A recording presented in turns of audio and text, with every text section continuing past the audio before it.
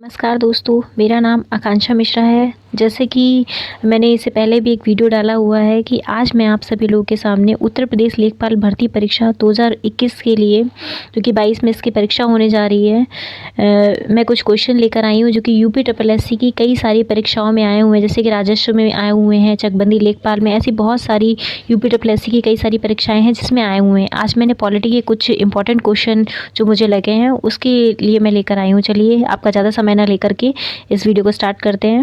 Friends, video शुरू करने से पहले आप सभी लोगों को आज 26 जनवरी है, गणतंत्र दिवस की हार्दिक शुभकामनाएं आप सभी को। चलिए आज का पहला क्वेश्चन है फ्रेंड्स, भारत विश्व का विशालतम लोकतांत्रिक प्रजातंत्र है, इसकी प्रथम लोकसभा कब आयोजित की गई थी?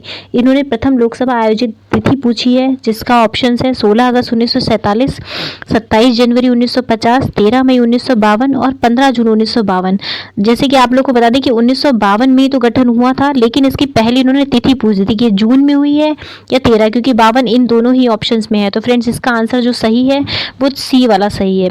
इसी 13 मई 1952 को प्रथम इसकी लोकसभा आयोजित की गई थी।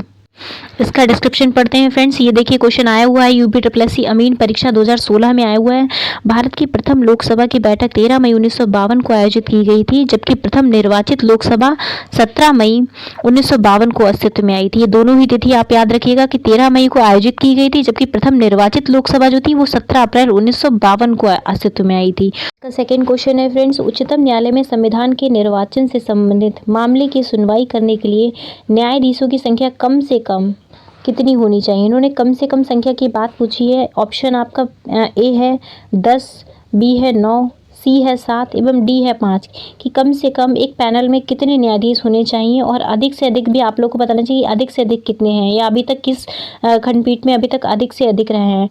तो जैसे कि फ्रेंड्स आप सभी लोगों ने गोलकनाथ वाला केस पढ़ा होगा पॉलिटी में, जो कि बहुत फेमस है। उसमें सबसे अधिक अभी तक न्यायाधीश रहे हैं, वो 13 बेंच की बनी थी खंडपीठ। और फ्रेंड्स जो इसका जो उत्तर है, इसमें जो मिनिमम है सबसे कम वो 5 होना चाहिए कि आपके किसी भी पैनल में कम से कम 5 न्यायाधीश का होना बहुत आवश्यक है, और अधिक से अधिक अभी तक गोलकनाथ में 13 लोगों के पैनल बना था। इसका डिस्क्रिप्शन पढ़ते हैं फ्रेंड्स। उच्चतम न्यायालय में संविधान के निर्वाचन से संबंधित मामले की सुनवाई करने के लिए न्यायाधीशों की संख्या कम से कम होनी चाहिए।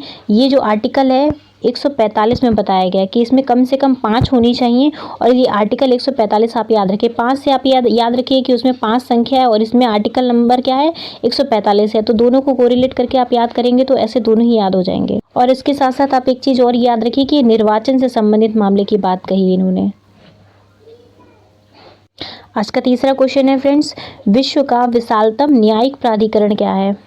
विश्व का विशालतम न्यायिक प्राधिकरण है ऑप्शन ए अंतर्राष्ट्रीय न्यायिक अदालत, option B Allahabad high court, option C Bharat का सुप्रीम कोर्ट और ऑप्शन डी UNCLOS सामुदायिक मुद्रिक तो फ्रेंड्स अभी तक का विश्व का विशालतम न्यायिक प्राधिकरण अपना इसका उत्तर होगा बी, इलाहाबाद हाई कोर्ट है। हम सभी लोगों को जो उत्तर प्रदेश में रहने वाले हैं इस चीज़ को पता होना चाहिए, और यूपी में खास तौर से जितने भी एग्जाम है, जैसे कि यूपी में ये लेखपाल का, ये अन्य भर्तियां हैं यूपी स्पेशल में, तो ये इसी तरह के आपके फैक्ट याद होने चाहिए कि इलाहाबाद हाई कोर्ट जो है वो विश्व का विशालतम न्यायिक प्राधिकरण है। और फ्रेंड्स ऐसा क्यों है कि ये विश्व का विशालतम? क्योंकि अभी तक जितनी भी ये न्यायिक अदालत है उन सभी में सबसे ज़्यादा अगर पदों की संख्या है तो वो इलाहाबाद हाई कोर्ट में, इसीलिए इसको विश्व का विशालतम न्यायिक प्राधिकरण बोला जाता है। अगला प्रश्न है फ्रेंड्स, निम्न में से किसने अभी भी भारत के उप प्रधानमंत्री के रूप में कार्यभार नहीं संभाला है? कि कभी भी अभी उप प्रधानमंत्री का पद नहीं संभाला है। तो ऑप्शन ए है Morarji Desai, option B Devi Lal, option C VP Singh, option D Lal Krishna Advani. यह प्रश्न देखिए फ्रेंड्स आया हुआ है ग्राम पंचायत अधिकारी 2016 की परीक्षा में, और इसका उत्तर है friends BP Singh. BP Singh ने अभी तक ये उप प्रधानमंत्री का कार्यभार नहीं। डिस्क्रिप्शन पढ़ते हैं फ्रेंड्स इसका। बीपी सिंह भारत के उप प्रधानमंत्री के रूप में कार्य नहीं किया है। वे 2 दिसंबर 1989 से 10 दिसंबर 1990 तक भारत के प्रधानमंत्री थे। मोरारजी देसाई 21 मार्च 1967 से 6 दिसंबर 1969 तक, देवीलाल 2 दिसंबर 1989 से और 1991 तक तथा लालकृष्ण आडवाणी 5 फरवरी 2002 से 20 मई 2004 तक भारत के उप प्रधानमंत्री हैं, लेकिन अभी तक इन्होंने बीपी सिंह ने अभी तक उप प्रधानमंत्री का कार्यभार नहीं संभाला है। अगला प्रश्न है फ्रेंड्स, संविधान के 52वां संशोधन संबंधित है। जैसे कि अभी आप देख रहे हैं कि चुनाव का इस टाइम माहौल है, तो इसमें कई ऐसे आप देख रहे होंगे कि किसी पार्टी का नेता किसी और में सम्मिलित हो रहा है, किसी अदर का किसी अदर में। तो ये जो 52वां संविधान संशोधन है ये दल बदल से संबंधित है। इसका आंसर है फ्रेंड्स ए, ऑप्शन ए, दल बदल से संबंधित 52वां संशोधन है। ये प्रश्न कई परीक्षाओं में आया हुआ है, इसके बारे में और डिटेल से पढ़ते हैं फ्रेंड्स। 52वां संविधान संशोधन दल बदल से संबंधित है। राजनीतिक दल बदल की राजनीतिक गतिविधियों की गंभीर समस्या से बचने के लिए 52वां संविधान संशोधन 1985, ये डेट आप याद रखिएगा, ये सन, क्योंकि कभी कभी 1985 करके पूछ देता है। और ये 51वां संविधान संशोधन है। फ्रेंड्स, जितने भी अमेंडमेंट्स हुए हैं अभी तक, जितने भी संशोधन हुए हैं उन सब में ये इंपॉर्टेंट है, और भी बहुत सारे इंपॉर्टेंट है। आप बताइएगा तो मैं उनकी अलग से एक लिस्ट बना दूंगा। आप ये याद रखिएगा कि 91वें संविधान संशोधन जो कि दल बदल से संबंधित है, और ये 2003 में दल बदल के लिए 2/3 सदस्य संख्या निर्धारित की गई थी।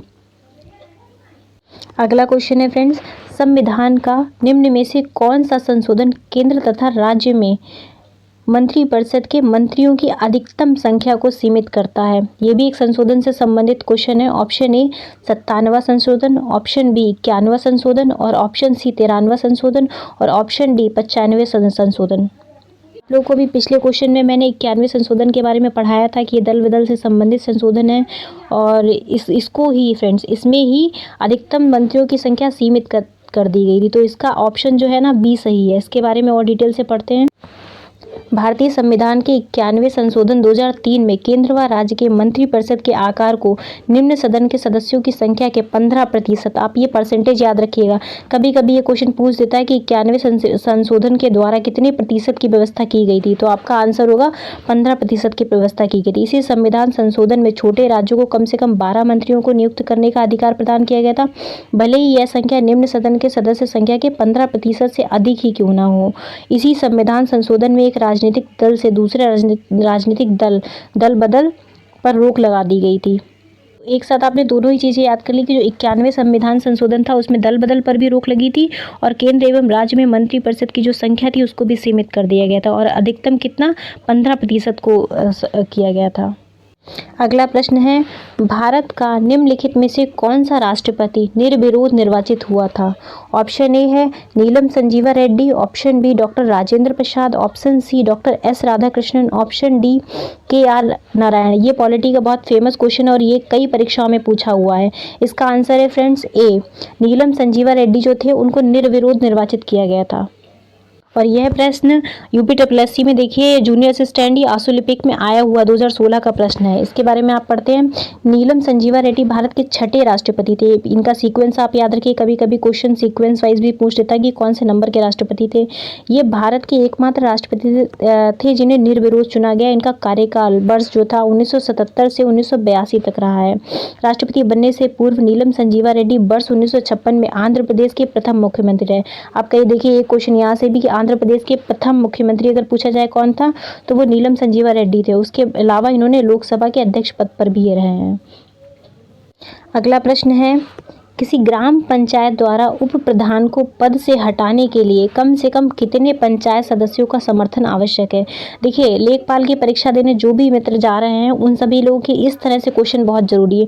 जो भी ग्राम पंचायत से संबंधित क्वेश्चन है तो वो सारे क्वेश्चन पूछे जाते हैं। ये क्वेश्चन भी आया हुआ क्वेश्चन ही है।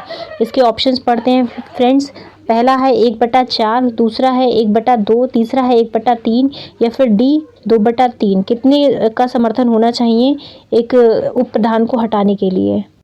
इसका आंसर है फ्रेंड्स D वाला, 2/3 बहुमत होना चाहिए किसी भी उप प्रधान को उसके पद से हटाने के लिए। इसके बारे में डिटेल में पढ़ते हैं कि किसी ग्राम पंचायत द्वारा उप प्रधान को पद से हटाने के लिए कम से कम 2/3 सदस्यों का समर्थन आवश्यक है। कि ग्राम पंचायत उसको हटाएगा, किसको हटाएगा? उप प्रधान को। तो उसमें कितना समर्थन होना चाहिए? 2/3 का होना चाहिए। उप प्रधान को उसके पद से हटाने के 15 दिन पूर्व। अब देखिए, राष्ट्रपति को हटाने में कितने दिन पूर्व बताना चाहिए? 14 दिन पूर्व सूचना देनी चाहिए। लेकिन अगर आपको उप प्रधान को पद से हटाना तो कितने दिन पूर्व उसको सूचना देनी चाहिए? 15 दिन पूर्व उससे विशेष बैठक करके इस बात की सूचना उसे दी जाती है।